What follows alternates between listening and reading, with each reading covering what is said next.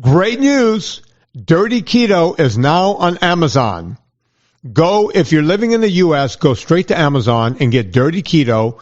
Watch it, rate it, and review it. If you're outside of the U.S., meaning Western Europe or Canada or Mexico, it's not there yet. Don't ask me why. Listen, those people made me put a PG-13 rating on it when there was nothing in it that would have caused that. But let's get ahead of this thing. Let's watch it, rate it, and review it. Go get Dirty Keto right now, and on with the show. Thanks for listening to Vinnie Tortorich on NSNG Lifestyle Audio.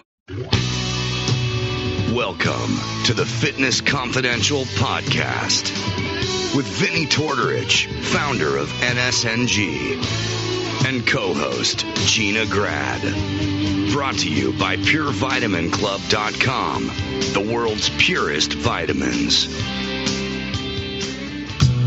I am Vinnie Tortorich. Folks, your good intentions have been stolen, but don't worry. I'm here to help you get them back. You may be soft and succulent at the beginning of this process, but hang in there. Before long, you'll be lean and mean guaranteed. It's the Wednesday show. We usually bring in the beautiful Miss Gina Grad, but as things would be, Gina can no longer do the show, and I'm very sad. I'm very upset. That's why I got Hall & Oates on today. She's gone. Yeah, no more Gina Grad. But don't worry. We got better than Gina Grad. But before we get to that, just have to take a moment here. I'll be okay.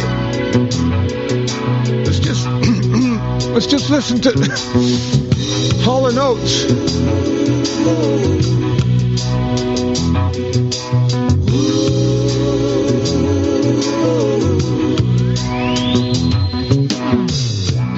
Everybody's high on consolation.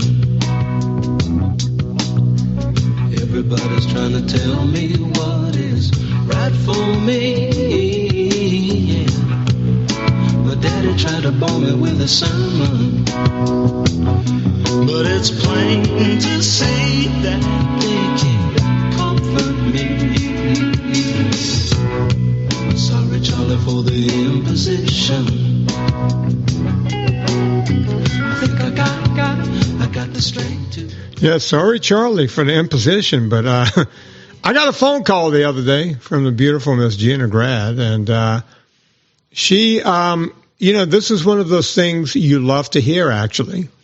Gina, she couldn't come on the show to even say goodbye because it's almost like radio. By the way, folks, we have better than Gina. We have new Gina, better known as Teresa Strasser. How you doing, Teresa? Vinnie, yeah. First of all, thank you for having me. Second of all, there is no better than Gina. There's just different, and frankly, we're not that different. No, you guys are, in my eyes, you're very different. But as I said to you off the air, I had to rejuvenate. I had to find a new Jewish co-host. And you graciously said, hey, I'll fill in and do what you need me to do right now. And I'm very happy about that. The reason, it's a mitzvah. Yeah, it is a mitzvah, and we'll explain what that means in a second. But here's the deal. I'm very happy for Gina because Gina is now on, what would you say? What is Woody? The Woody Show? Maybe the second biggest? What is Woody? I don't know. When she told me about it, I looked it up, and it seems that he's very successful. I think he's on FM, but then also YouTube. Well, yeah, everybody. It's kind of like he's kind of like Howard Stern, but maybe not quite as big as Howard Stern. So right, like is it syndicated? We should know this. I think it's syndicated, and her contract said because it's also on iHeart, which is an app. They went, wait a minute, you're on a different podcast? We can't have you on two podcasts. So since they were able to pay more than me, we lost Gina, and I'm very happy for Gina. And same. Yeah, but we're going to miss her around here. Teresa, she came to mind right away, and here's why. And Teresa's not agreed to sign on or do anything yet, but she said, you know what, let's do a bunch of shows and see what happens. So that's what we're doing, a few shows here. I could go I'm going to be honest with you. There are two other women, Teresa. One of them, I call these, I shouldn't say this because I know she's going to hear the show. One of them is NFL sideline candy, as I call them. You know, the really hot women that talk to the players in between, you know, everything. They're on the sideline with the mics. One of them is giving you injuries on updates and whatnot. Yeah, or asking about, are you really dating Swift or whoever, you know, whatever they do. I call them annoyances because I want to watch the game. I don't need to know what's happening on the sideline. It's not that it's women, because women are very good in the booth every time they've had a woman in the booth. And I actually like the fact that they have women on the field as referees. I love all of the women's stuff. I just don't need to know that level of what's going on. I want to watch the game. I guess I'm old school. Call me Gran Torino. But I want to see the game. I don't want to hear about, you know, you're out of the game. I know you're out of the game because they didn't put you back in. Right? No, I understand. And sometimes you just need to yell at people to get off your lawn. And I do quite often. And, you know, I don't smoke, but I have a collection of Zippo lighters. Go figure. Do you? I do. I probably have 40 Zippo lighters. And people say to me, you don't smoke. It's like, yeah, but you know, it reminds me of my grandfather or something. I don't know. I have a bunch of them. God, I don't think I've seen a Zippo lighter or held one in my hand in multiple decades. I have a solid brass one I'm looking at right over there on the table. Vinny, back in my ballerina days, I definitely enjoyed a Benson Hedges menthol ultralight in a box. To keep myself at that ballerina weight, not a great idea for your health, as you well know. I tell people all the time, and I am not promoting tobacco use in any way, shape, or form here.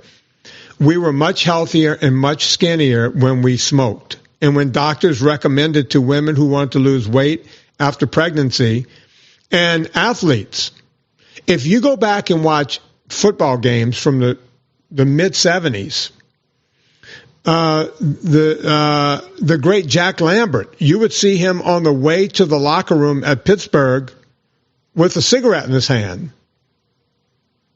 Cigarettes. These guys would go in at halftime and smoke. I mean, I feel like there was definitely a lot of smokers in baseball and a lot of drinkers. Baseball is heavy drinking, very heavy drinking, right? Lot of alcohol abuse in all sports, especially, look, even when we got to college, a lot of the guys, I'm fit, I'm 62 coming up. I still haven't smoked my first reefer cigarette.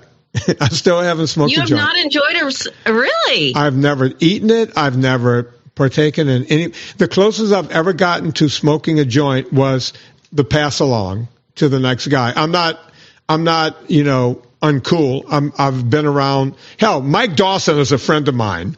You get high and you get the munchies by smelling his beard, right? Well, I mean, if you're in his car, I mean, I think that's going to count. Yeah, that's got to count as I've lived inside of a bong, but I don't think I've ever been in Mike's truck. No, I've had a lot of friends, and I played college ball. These guys, you know, a lot of the guys took care of the pain at night with marijuana. It's a common thing, and alcohol. I've never been much on either one of them, but athletes, hell, we were talking the other night, Teresa, about the show Receiver on Netflix. Have you started yet? No, but it's on my list, and I can't wait because we talked about this, but quarterback, so good. Receiver, even better than quarterback. Don't fall asleep. I feel like, do you know Patrick Mahomes' trainer that's featured in quarterback? No, I don't know him personally. No, I don't. What do you think of the routine, the regimen that was featured? I could not believe how specific those exercises were to what Mahomes does in a game. It all matters, and you're going to see a lot of that in this show. One of the biggest characters in receiver, but I want to just mention something about receiver. We were talking. I don't want to get too far because you and I can get too far along. That's our problem. Really? The other night, Teresa and I spoke for probably 2 hours, and we can meander. It's bad. But we had to discuss our shared love of 80s movies, Footloose, 16 Candles. Yes. Flashdance. Flashdance. Thank you. And I've seen all three in the past year. Thank you very much. All of the guys in the pros now, you'll see them after the game. If they win, they all have cigars in their mouth, right? They all smoke cigars. In football. In football. The NBA. All of those guys, if you watch that, I don't know if you saw the series on Netflix about Jordan and the Bulls. Yeah, of course. What are those guys doing after every game? Yeah, the whole time. He's got a cigar, but when they're playing, they're all smoking in the locker room. I don't think people realize how prevalent smoking still is in sports. That's a very interesting point. I feel like anybody who smokes now that's in the public eye is very careful to do it privately. You know who Joe Cool is, right? The quarterback. Yes. All right. He was playing at LSU. And when they won the national championship that year, before he became a pro, at the end of the game, they went to the locker room. All the guys had cigars, right? And there was hubbub over that. And it's like, well, what do you think these guys do? You know, everyone wants to think they're like they are in a Gatorade commercial, right? But they're not. They're real people. They just have to be. They are really good at what they do. And I'm not proud of this. I guess we're going to be talking about tobacco today. I never know what we're going to talk about, but it's tobacco. When I was a kid, I was very impressionable, and I know you have two kids that play sports. Yeah. Baseball was a big thing in my hometown, really big. A couple of guys made it to the show. Jacques Alexander, for one, made it. He was younger than me, but he ended up in the same bullpen as Nolan Ryan in Texas, right? All of us started chewing tobacco when we were 11 or 12 because it was part of baseball. It was part of what the older kids were doing. We're in the underleagues. We started chewing tobacco. I was more with the big chaw, the big chunk in the side.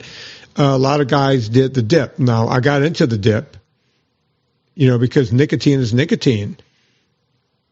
Nicotine in and of itself is kind of like caffeine. It's just a stimulant. But tobacco will kill you.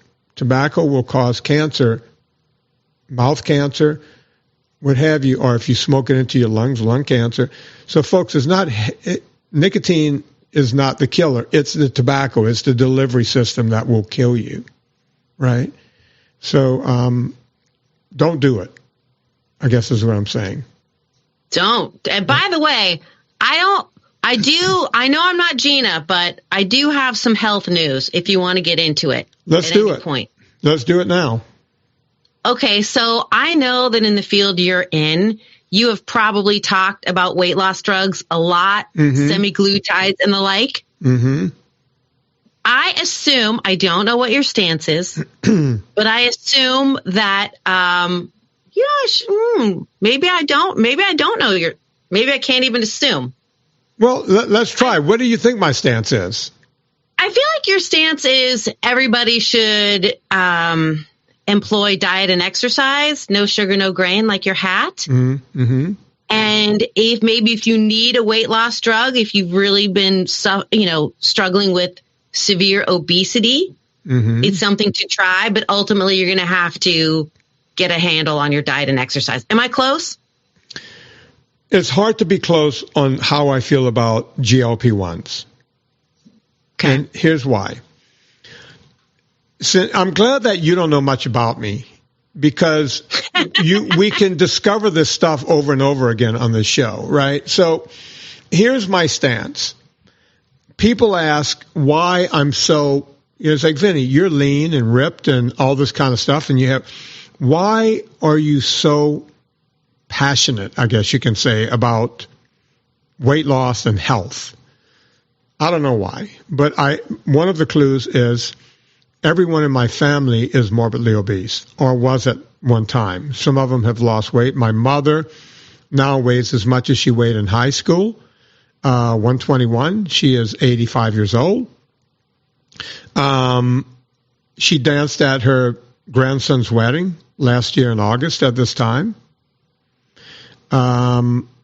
At one time, I could show you pictures of me and my mom over there right when she was leaving teaching. So she was like 60 at the time. She's a good 2.25, right? Wow. Yeah.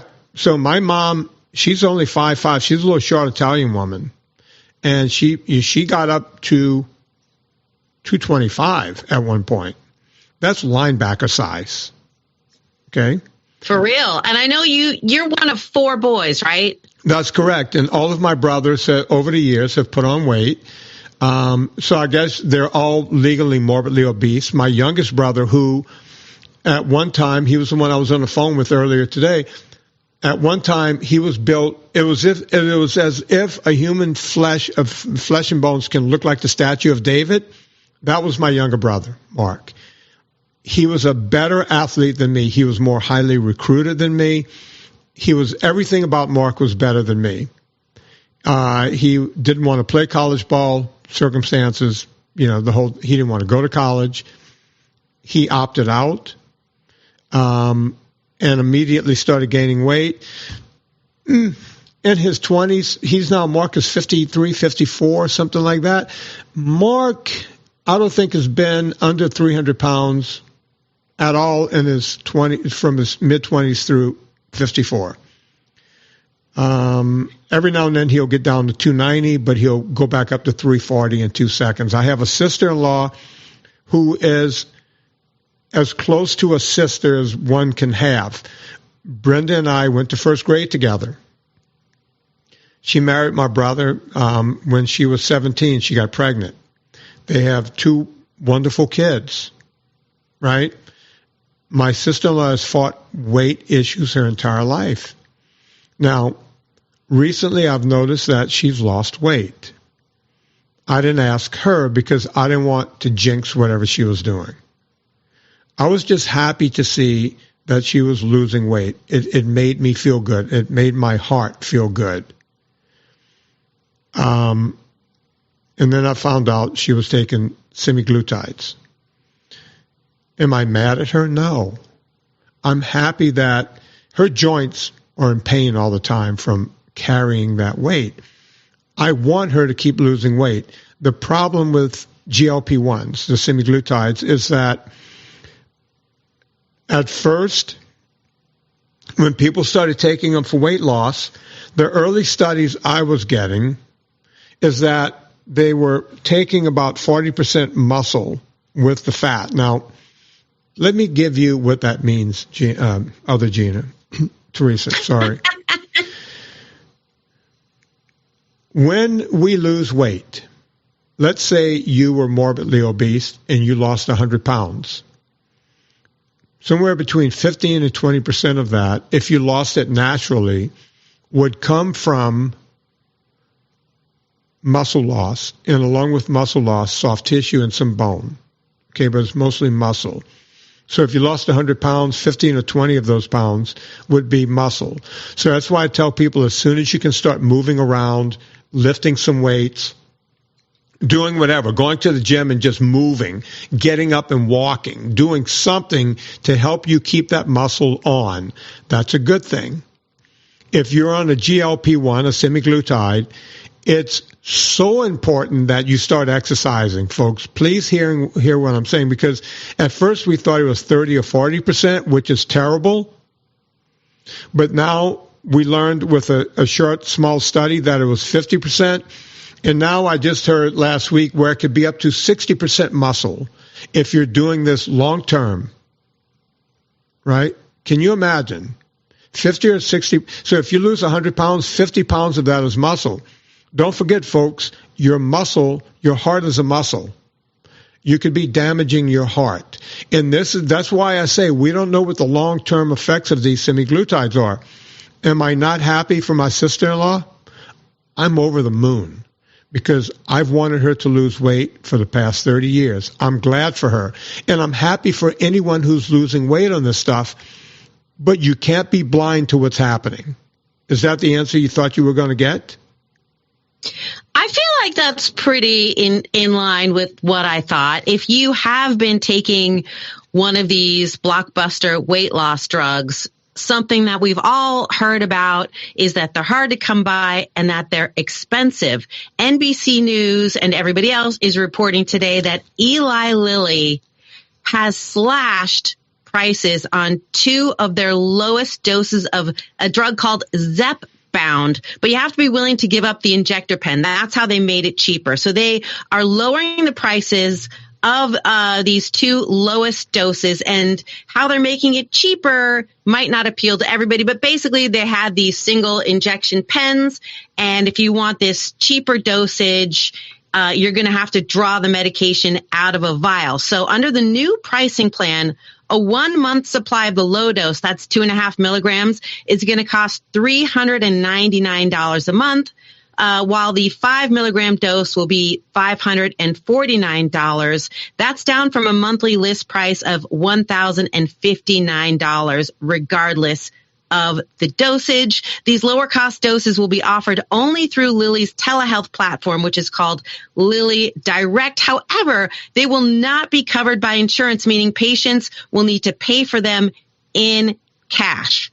Is the other one? But still, $400 is better than $1,000. It is, but let me ask this: is the one that's in the, as I call it, the EpiPen version, is that one covered by insurance, or is that one also not covered? That's a great question. Those auto-injector pens, it seems like they're covered, like depending on the weight loss drug, it seems like they're covered in if you have diabetes, type 1 or type 2, but not for weight loss. And Zepbound is actually considered a weight loss drug. So I think it really depends on the specific weight loss drug and your specific insurance. But I don't think I realized that it was, I mean, I knew it was expensive, but even at this low cost, $5,000 a year is out of reach for a lot of people. I mean, that's a lot of money to pay. It is. It really is. And look, I would automatically say, you know, if you weigh less, then you have less health problems. So maybe insurance should cover this. But, you know, even in my movie that's out right now, my new movie, Dirty Keto, even though it wasn't about this drug, I put a little section in there with Dr. Ben Bikman, who has been around the GLP-1 world for years, long before anyone knew what it meant. And he'll be the first to tell you that they're not the best way to go. And there are other problems. You know, there is no free lunch, as Dr. Drew always says. There's no free lunch. You will pay the piper somewhere else. And I just want people to realize that when they go into the GLP-1s, that number one, if you do something like Atkins, or I call it NSNG, or you could call it keto, you call it whatever the hell you want, low-carb diets, you can get the same effect, and you're not paying anything, and you're only losing 20% of your muscle. The other thing that Dr. Bikman said in my movie is that these drugs will generate more fat cells in your body. So, Gina, do you know how we get fat normally? Do you know how that works? Gina, I'm going to let you call me Gina because I'm flattered. Okay, Teresa. I'm flattered. I'm going to call you Gina for about 5 shows. So you need to do 6 shows with me. How do we get fat? We intake more calories than we burn. Well, I can make an argument about that. But no, what I meant to say was, when we get fat, we don't get more fat cells. Okay? Right. The fat cells we have just get plumper. Right. We just fill out and if you take someone as skinny as you are and maximized each one of your fat cells, you can weigh probably 700 pounds. And how tall are you? 5'6". 5'6". Yeah, you can get 600-700 pounds out of you if you maximized all of your fat cells. Well, then at least I could get my own TLC show again. You got to get past 1,000, baby, to get a show like that. My 600-pound life is old hat. I could have like a 500-pound tumor. Yeah, it's another way to go. Are we talking like a goiter that's 500 pounds? And where would it be? Yeah. Yeah. Right? Like if you have a 500-pound tumor, you're going to get your own TLC show. Yeah. But is that what you really want, a TLC show? Maybe I should rethink. Yeah, rethink. You know what I mean? Rethink. Young lady, you need to sit around and rethink. But think about this. What Ben Bigman is saying is, for the first time in your life, if you take in this drug, it will remodel your cells to now make more fat cells. So once you have to go off of these drugs, now you have more fat cells that can all be expanded. So if you don't learn to eat. I'm curious how this is going to turn out later. Like I don't judge anybody for doing it. And also there are so many health risks associated with being obese, as you know better than most, between what's happening to your joints, your heart, your life expectancy, longevity. You're at increased risk for so many kinds of cancers. So I would think that for many people, this is an excellent option, but we really don't know. Although a lot of these drugs have been around a long time for diabetes, which brings me to another point about the cost. So Bernie Sanders, as you probably know, has been shouting from the rooftops about these big pharmaceutical companies charging so much money for things. So obviously he's come out and praised Eli Lilly for taking what he calls a modest step forward, but he did criticize other moves by the drug maker, including raising the cost of Zepbound for patients on its assistance program and not lowering the price of a diabetes drug called Mounjaro, which you've probably heard of. Now, this is going to blow your mind, okay? Bernie Sanders made this point. I'm quoting him. There is no rational reason other than greed why Mounjaro should cost $1,069 a month in the United States, but just $485 in the United Kingdom and $94 in Japan. Yeah, because we have such a screwed up system. And if Bernie Sanders wants to point fingers, he needs to take his finger and point it right back at him and all of his cronies.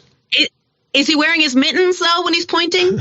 Does he wear mittens? I don't know. Yeah, the knit mittens, that's like a famous Bernie meme. You see, you would be shocked. I am pretty Gran Torino. I don't know all of this stuff, but, all politicians, I always say this, and it makes me sound like I need a tinfoil hat, but if you're in the Senate or you're a representative, and I don't care if you're on the right or the left, all of these people go into office with these jobs that pay less than $100,000 a year, and they all leave rich.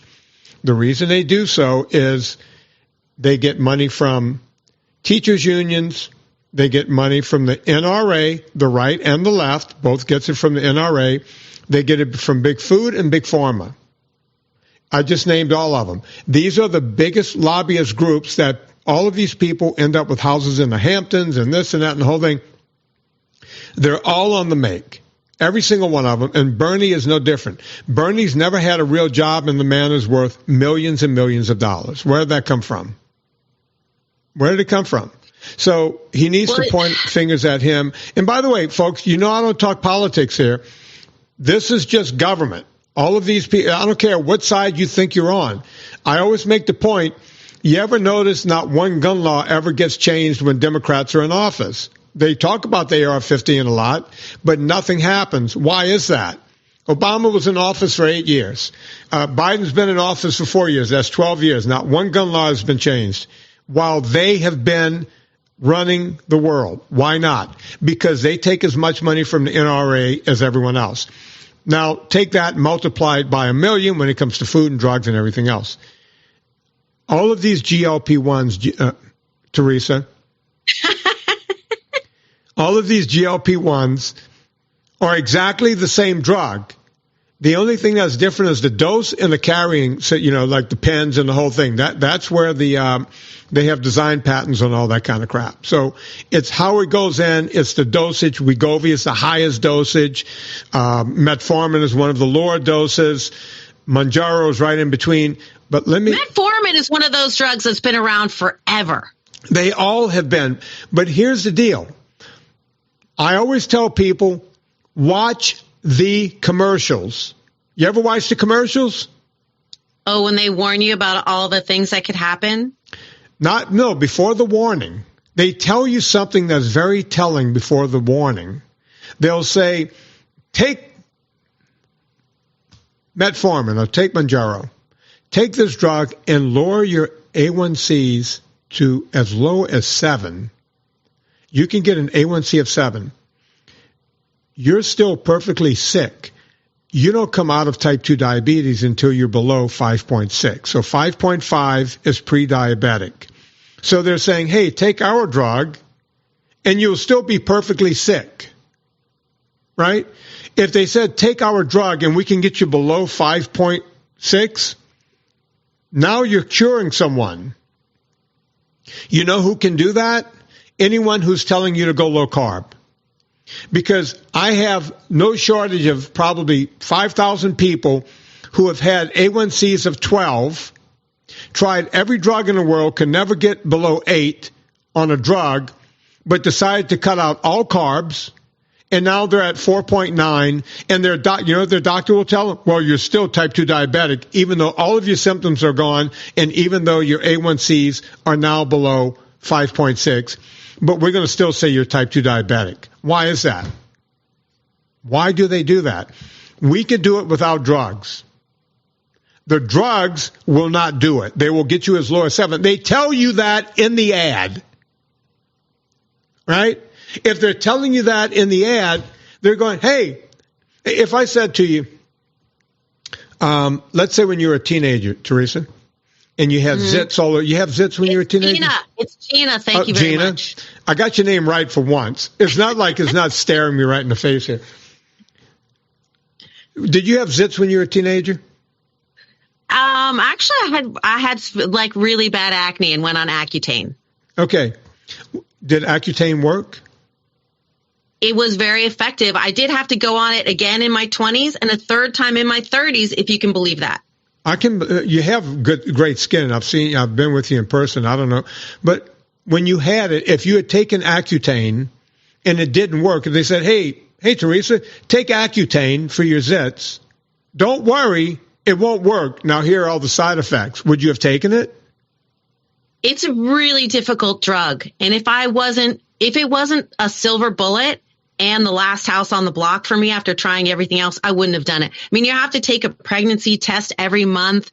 You have to test other things in your blood. You become photosensitive. Your lips get dry. So, if they had said this isn't going to work. Right. If you saw a commercial that said, hey, take Accutane, you got to get checked for this, that, and the other thing. You can't go out into the sun. You have to live like a zombie. You wouldn't have taken it if they literally say in the ad, by the way, when you take this, you're going to still have zits. Would you have taken it? Well, this is a very interesting parallel because a lot of people are real judgmental about Accutane, and they are concerned about the side effects. But if you've ever been in the position of being a teenager or a young adult and having terrible acne, I mean, that's like, it's not going to kill you like obesity, but it's pretty damaging from a social and emotional standpoint. So for me, it was worth the risk. Yeah. So, but you knew it would work, or you had a pretty good reason to think it was going to work, right? Yeah. It doesn't work for some percentage of people, but it's a pretty small percentage. Yeah. Which is true of these semaglutides. I mean, when I was, doing research for your show and reading about it, there are a lot of people who, tried these, various, in these class of drugs, and it didn't help them. A lot of people it does.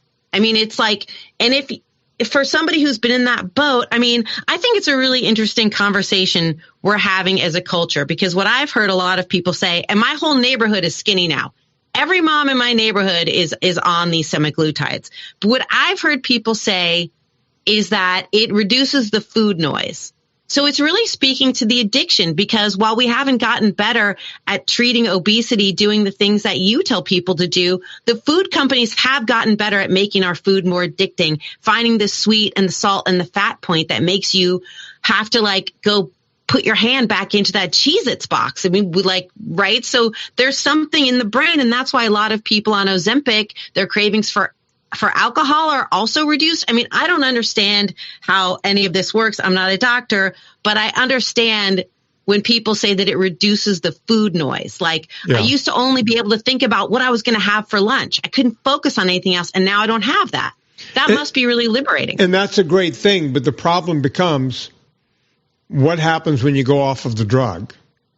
Well, that's what I've been curious too, because I would think that either you're going to have to be on it forever, or maybe people go on a maintenance, like what I think Oprah's doing. I have no evidence of this, but the way she's talked about it is that she's using it as maintenance. So like maybe you're on it for a few weeks and off of it for a few weeks so that it limits the impact on your liver, or, you know, however you process these drugs. Taking any chemical in your body, we were just talking about it earlier with cigarettes and chewing tobacco and the whole thing, is never a good idea, right? And there is another solution. You know, we can get you, the only way you could, getting food addiction, that's what we talk a lot about on this podcast, food addiction. So if you could get away from the addiction of food by cutting out the thing that makes you want to eat more food, right, then you could fix it without any drugs. But people look at me and go, oh, Vinny, that's too difficult. Really? Your doctor just told you that we're going to have to chop an ankle off if you don't straighten your shit out, and you're saying cutting out Doritos is a step too far? I don't think so. That's a problem. I'm laughing, but this is really, I've always wanted people to frame the conversation in terms of addiction, because that's really what it is. Like people can be open about an addiction to opiates or alcohol or cocaine or gambling or even sex. But a food addiction is something as a culture that we're not, we don't talk, like it's hard to take it seriously, but it's like what you said, people would rather lose a foot than put the Doritos down. Is that somebody's fault, or are the Doritos having such a powerful effect on us from a molecular standpoint that we really can't resist them? If you ever get a chance, read a book called Salt, Sugar, Fat. I have, yeah. It's a great book. They call it Fighting for Real Estate in Your Stomach. We'll leave it on this note, folks. Go read Salt, Sugar, Fat. I have no connection to that book. I think it's in the Vinny Book Club. Go check that out. We talk nothing but addiction on this show all the time. Food is an addiction. I hate sounding like Dr. Phil, but unlike drugs, food is a dog you got to take for a walk 3 times a day. And that's just a fact. You could cut out alcohol because you don't need it for sustenance. You could cut out drugs. You could do all of this stuff and then go get yourself in a 12-step program and get your shit straight. You could cut out sex addiction, which is a real thing, by the way. Because I've seen a movie on it. So I know it's a real thing. Anything that can fuck up your life like that, but food is an addiction that you have to deal with every day, right? So go get help. Also, since you're going somewhere to get help, if you want to read something really cool, Making It Home by the woman who's on the other mic. You would think that it's a book about baseball. Listen. It's not a book about baseball. She just happens to be at a Little League park when she's learning about all of this stuff. She has the death of a brother. Her mom dies, and she doesn't know what to do with her dad, so they start watching Little League together, and they have a conversation. It's kind of like Tuesdays with Maury. Isn't it kind of like that? That's a huge compliment. I think that's one of my very favorite books. Yeah, it's a grief book, but it's hopefully got a light touch because, it's me and my dad, who's a retired mechanic, currently living at Scottsdale's finest trailer park. Yeah. And he teaches me everything about baseball and life, and we grieve my brother on the sidelines of one season of Little League. Making It Home is the title of the book, and it's written by me, Gina Grad. Yeah, Gina Grad wrote it. No, it's Teresa Strasser. Go get it. It's in the Vinny Book Club. You know what to do. By the way, folks, if you go on Amazon, I have a new documentary out there called Dirty Keto. Go watch it now. Rate it and review it. Look, everyone tells you to rate and review. I'm not fucking kidding. Go rate and review this thing. I'm sick and tired of this stuff. Vinny, Yeah. Hold on. Let me put a fine point on this for you. Okay. Mm-hmm. Go on. If you appreciate what Vinny does, and I assume that I can watch Dirty Keto either free or for a low cost. Is that true? Probably less than you can, people go, it's cheaper than Starbucks. It's way cheaper than 1 cup of coffee at Starbucks. It's like $2 or something. Okay. If you appreciate it, I cannot overstate how much a review affects the algorithm on Amazon. So if you literally take 5 minutes, you don't even have to write a lengthy review. Just give it 5 stars and go on with your day. That changes the algorithm on Dirty Keto so extensively that it's way more people will be able to find it who need it. You could really help your friend Vinny, and you can help all the people out there that will benefit from going keto. Exactly. You heard it right here, folks. So on behalf of the other Gina Grad, one Miss Teresa Strasser, my name is Vinny Tortorich. Put life into living and do it with these two guys, Hall and Oates.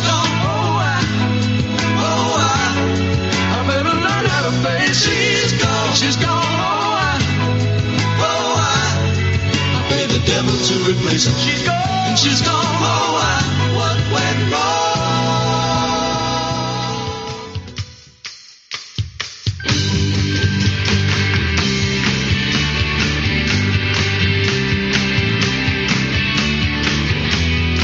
Thank you for listening to Fitness Confidential.